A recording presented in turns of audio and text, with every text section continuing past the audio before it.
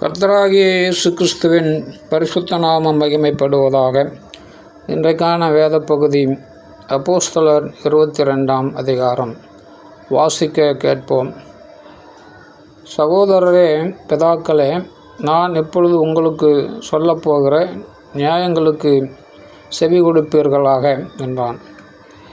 அவன் எபிரேய பாஷையிலே தங்களுடனே பேசுகிறதை அவர்கள் கேட்டபொழுது அதிக அமைதலாயிருந்தார்கள்.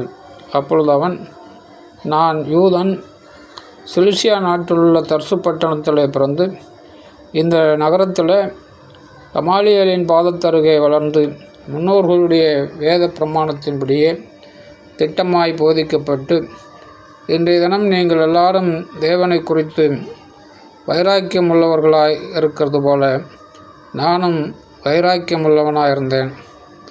நான் இந்த மார்க்கத்தாராகிய புருஷரையும் ஸ்திரீகளையும் கட்டி சிறைச்சாலைகளில் ஒப்புவித்து மரண பரியந்தம் துன்பப்படுத்தினேன்.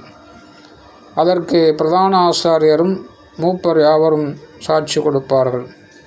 அவர்கள் கையிலே நான் சகோதரருக்கு நிருபங்களை வாங்கி கொண்டு தமஸ்குவில் இருக்கிறவர்களும் தண்டிக்கப்படும்படிக்கு அவர்களை கட்டி எருசலேமுக்கு கொண்டு வரும்படி அவரிடத்திற்கு போனேன். அப்படி நான் பிரயாணப்பட்டு தமஸ்குவுக்கு சமீபமான போது மத்தியான வேளையில் சடிதியாய் வானத்திலிருந்து பேரொளி உண்டாகி என்னை சுற்றி பிரகாசித்தது. நான் தரையிலே விழுந்தேன். அப்பொழுது சவுலே, சவுலே, நீ என்னை ஏன் துன்பப்படுத்துகிறாய் என்று என்னுடனே சொல்லுகிற ஒரு சத்தத்தை கேட்டேன். அதற்கு நான், ஆண்டவரே, நீர் யார் என்றேன். அவர், நீ துன்பப்படுத்துகிற நசரேயனாகிய இயேசு நானே என்றார். என்னுடனே கூட இறந்தவர்கள் வெளிச்சத்தை கண்டு பயமடைந்தார்கள். என்னுடனே பேசினவருடைய சத்தத்தையோ அவர்கள் கேட்கவில்லை. அப்பொழுது நான், ஆண்டவரே, நான் என்ன செய்ய வேண்டும் என்றேன். அதற்கு கர்த்தர், நீ எழுந்து தமஸ்குக்கு போ, நீ செய்யும்படி நியமிக்கப்பட்டதெல்லாம் அங்கே உனக்கு சொல்லப்படும் என்றார். அந்த ஒளியின் மகிமையினாலே நான் பார்வையற்று போனபடினால் என்னோடு இருந்தவர்களால் கைலாகு கொடுத்து வழிநடத்தப்பட்டு தமஸ்குவுக்கு வந்தேன். அப்பொழுது வேத பிரமாணத்தின்படியே பக்தி உள்ளவனும் அங்கே குடியிருக்கிற சகல யூதராலும் நல்லவன் என்று சாட்சி பெற்றவனுமாகிய அனனியா என்னும் ஒருவன் என்னிடத்தில் வந்து நின்று, சகோதரனாகிய பவுலே, பார்வையடைவாயாக என்றான். அந்நேரமே நான் பார்வையடைந்து அவனை ஏறிட்டு பார்த்தேன். அப்பொழுது அவன், நம்முடைய முன்னோர்களின் தேவனுடைய திருவுளத்தை நீ அறியவும் நீதிபரரை தரிசிக்கவும் அவருடைய திருவாய் மொழியை கேட்கவும் அவர் உன்னை முன்னமே தெரிந்து கொண்டார். நீ கண்டவைகளையும் கேட்டவைகளையும் குறித்து சகல மனுஷருக்கு முன்பாக அவருக்கு சாட்சியாக இருப்பாய். இப்பொழுது நீ தாமதிக்கிறது என்ன? நீ எழுந்து கர்த்தருடைய நாமத்தை தொழுது கொண்டு ஞானஸ்நானம் பெற்று உன் பாவங்கள் போக கழுவப்படு என்றான். பின்பு நான் எருசலேமுக்கு திரும்பி வந்து தேவாலயத்தில் ஜெபம் பண்ணி கொண்டிருக்கையில் ஞான திருஷ்டி அடைந்து அவரை தரிசித்தேன். அவர் என்னை நோக்கி, நீ என்னை குறித்து சொல்லும் சாட்சியை இவர்கள் ஏற்றுக்கொள்ள மாட்டார்கள். ஆதலால் நீ தாமதம் பண்ணாமல் சீக்கிரமாய் எருசலேமை விட்டு புறப்பட்டு போ என்றார்.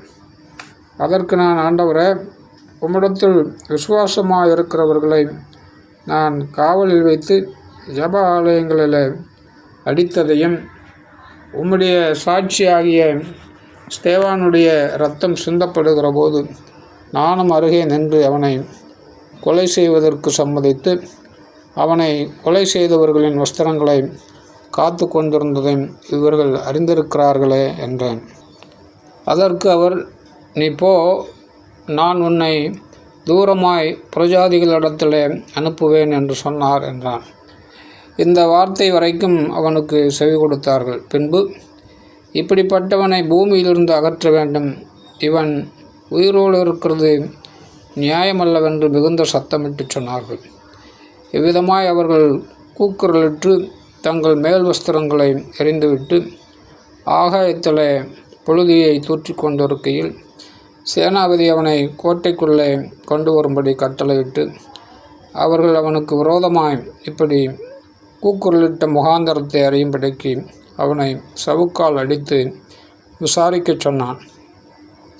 அந்தபடி அவர்கள் அவனை வாரினால் அழுந்த கட்டும்போது பவுல் சமீபமாய் நின்ற 100க்கு அதிபதியை நோக்கி, ரோமனும் நியாயம் விசாரிக்கப்படாதவனாய் இருக்கிற மனுஷனை அடிக்கிறது உங்களுக்கு நியாயமா என்றான்.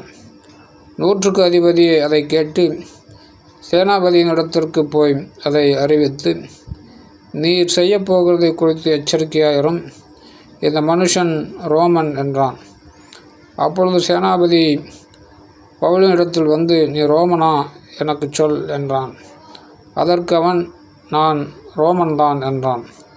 சேனாபதி பிரதியுத்தரமாக, நான் மிகுந்த திரவியத்தினாலே இந்த சிலாக்கியத்தை சம்பாதித்தேன் என்றான். அதற்கு பவுல், நானோ இந்த சிலாக்கியத்திற்கு உரியவனாக பிறந்தேன் என்றான். அவனை அடித்து விசாரிக்கும்படி எத்தனமாயிருந்தவர்கள் உடனே அவனை விட்டுவிட்டார்கள். சேனாபதி அவன் ரோமன் என்று அறிந்து அவனை கட்டுவித்ததற்காக பயந்தான். பவுலின் மேல் யூதராலே ஏற்படுத்தப்பட்ட குற்றம் என்னதென்று நிச்சயமாய் அறிய விரும்பி அவன் மறுநாளிலே அவனை கட்டவிழ்த்து பிரதான ஆசாரியரையும் ஆலோசனை சங்கத்தார் அனைவரையும் கூடி வரும்படி கட்டளையிட்டு அவனை கூட்டிக் கொண்டு போய் அவர்களுக்கு முன்பாக நிறுத்தினான். ஆமென்.